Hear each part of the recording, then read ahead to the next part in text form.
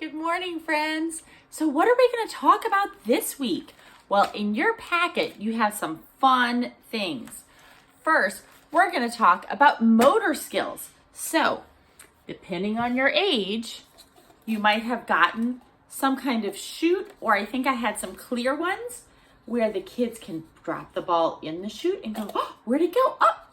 And it comes out the other side. Or the clear ones, I might have cut a hole in the front, and so it comes down and they can see it come out. And so I gave you a chute and some balls that they can practice with that. If they're a little bit older, you might have gotten this. This we call chips in a can. And all I did was take a canister and cut a hole in it. And then these are just poker chips. Now make sure your child doesn't choke on them and make sure babies don't get them. But look, they have to fit a certain way, right? It's a little harder than the shape sorter because they can't go any direction. So it's about twisting, it's about getting them in the right way. There's also 10 chips. So if you wanted, you could write numbers on them and count them as you put them in as well. Okay, now, if you're even bigger, we have balloon tennis. So you got 2 paper plates and 2 popsicle sticks, and you got a little balloon. Well, I didn't have any balloons, but I had balls instead, and I think these might last longer than balloons. What you want to do is tape your popsicle sticks to the back of your plates. Now, if you don't have tape, you could try glue. If you don't have that, y'all can just hold it by the plate itself. This is not easy. My daughter and I were trying. What you're gonna do is you're gonna play tennis, hitting it from one plate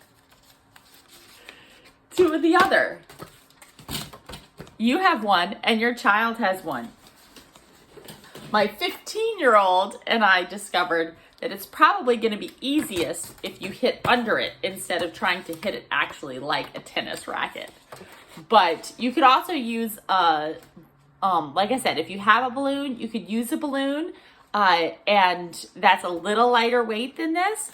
But at the same time, with a balloon, you have to make sure that if it pops, that you immediately throw it away so that kids don't choke on that.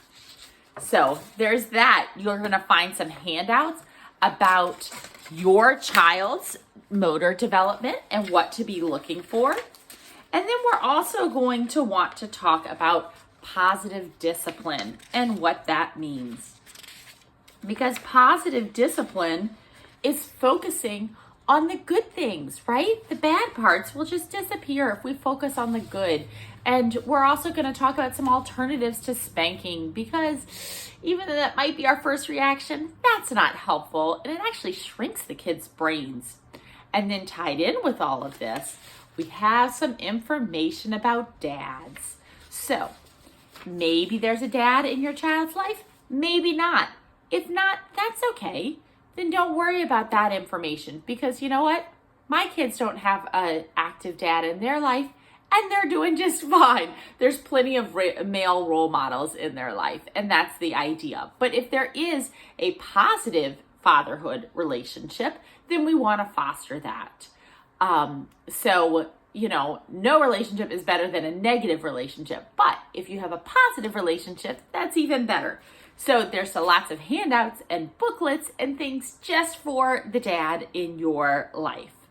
And then join me back here for a fun Daddy Shark story time.